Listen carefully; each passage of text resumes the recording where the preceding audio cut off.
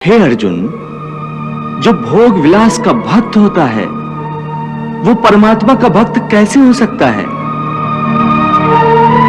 ऐसे मनुष्य जो बाहर से भक्ति का प्रदर्शन करते हैं परंतु मन से विषयों के चिंतन और उनकी आसक्ति में लीन रहते हैं, वो भक्ति का केवल ढोंग करते हैं।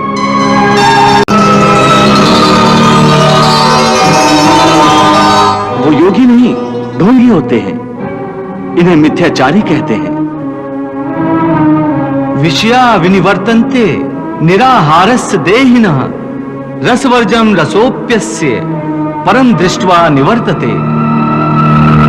कर्मेन्द्रियाणि संयम्य य आस्ते मनसा स्मरन् इंद्रियार्थान विभूढ़ात्मा मिथ्याचारः स उच्यते। पार्थ, स्थित प्रज्ञ मनुष्य की बुद्धि स्थिर रहती है, अपने मन पर उसका नियंत्रण रहता है।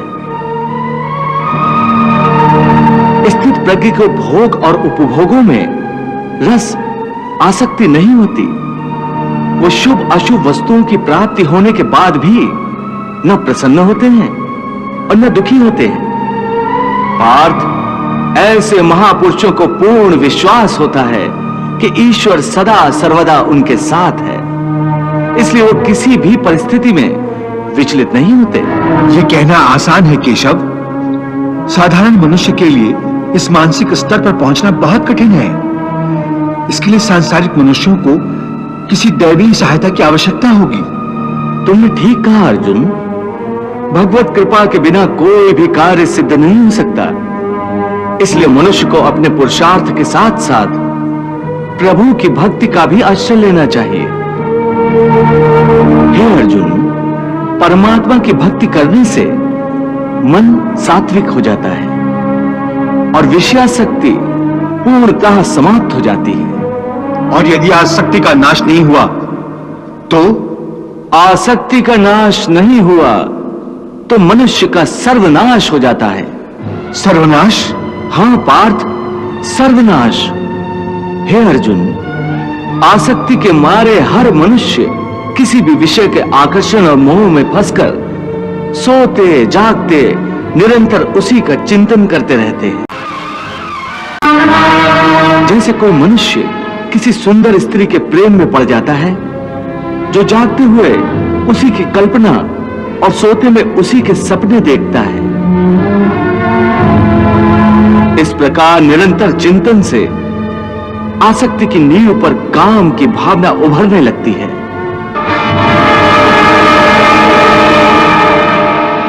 काम या वासना में थोड़ी भी रुकावट आने से क्रोध का आगमन हो जाता है। जहां क्रोध है वहां सम्मोह अथवा अविचार अथवा अविवेक भी है।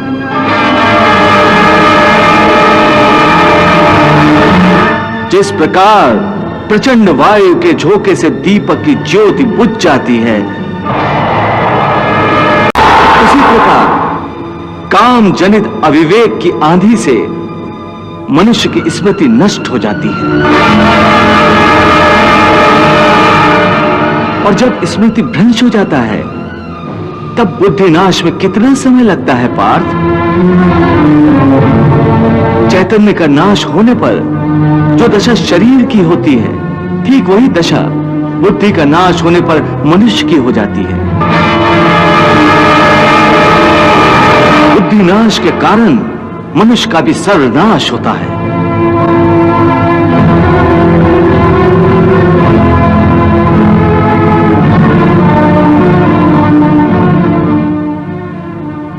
ध्यायतो विषयान् पुंसः संगस्तेषु उपजायते संगात संजायते कामः कामात् क्रोधा अभिजायते क्रोधात् भवति सम्मोहः सम्मोहात् स्मृति विभ्रमः स्मृति भ्रंशात् बुद्धिनाशो बुद्धिनाशात् प्रणश्यति।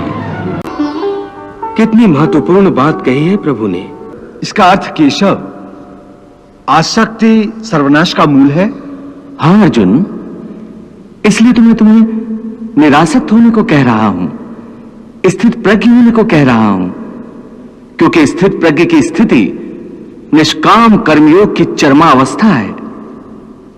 हे केशव, कृपया स्थित प्रज्ञ का कोई स्पष्ट उदाहरण देकर समझाओ।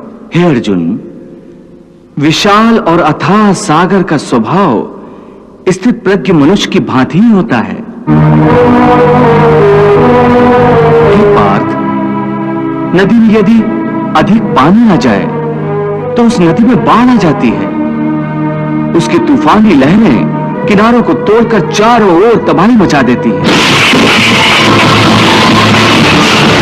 यह हाल एक क्षुद्र मन वाले व्यक्ति का होता है। थोड़ा सा धन, थोड़ी सी सफलता उसे हजम नहीं होती और धन और सफलता के नशे में चूर वो मर्यादाएं तोड़कर एक ओछे इंसान की तरह हरकतें करने लगता है।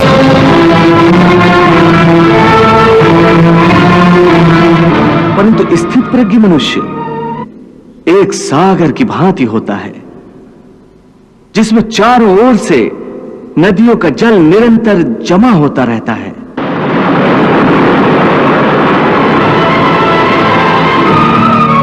परंतु सागर उसी प्रकार शांत रहता है।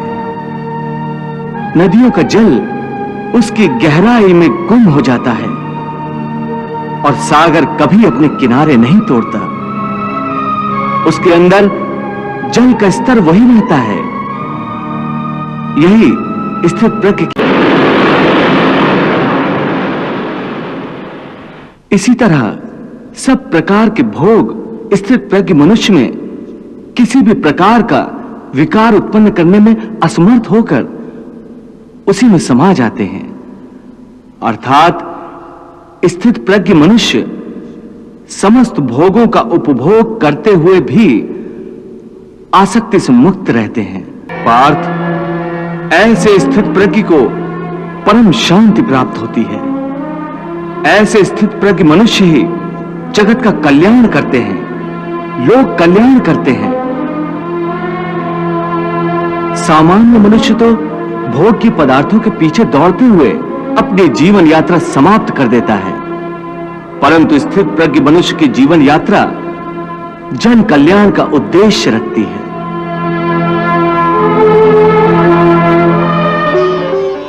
प्रभु, भगवान श्री कृष्ण के कथन अनुसार स्थित प्रज्ञ मनुष्य आसक्ति से मुक्त रहते हैं, परंतु जब कोई मनुष्य संसार में रहकर संसार को भोग रहा हो तो देखने वाले तो उन्हें भोगी ही समझेंगे ना?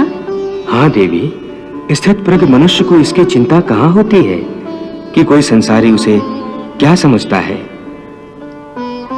वो संसार के भोग निरासक्त भाव से भोगता है।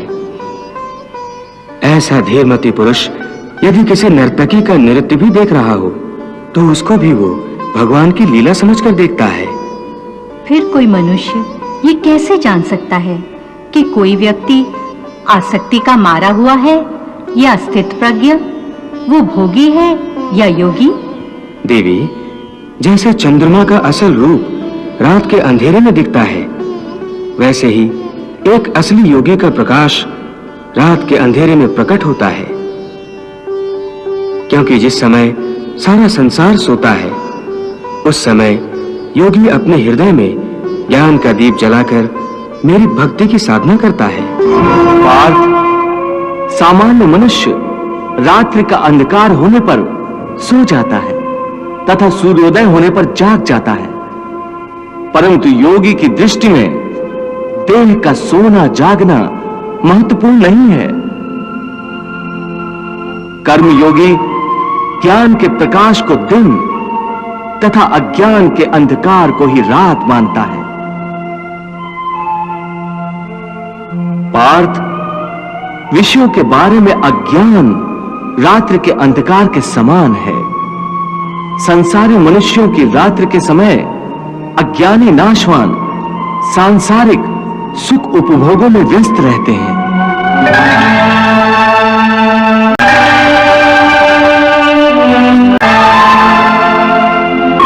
ज्ञानी और योगी जागते हैं और परमात्मा का चिंतन करते हैं। या निशा सर्वभूतानां तस्याम जागर्ति संयमी यस्याम जागृति भूतानि सा निशा पश्यतो मुने। वाह प्रभु वाह।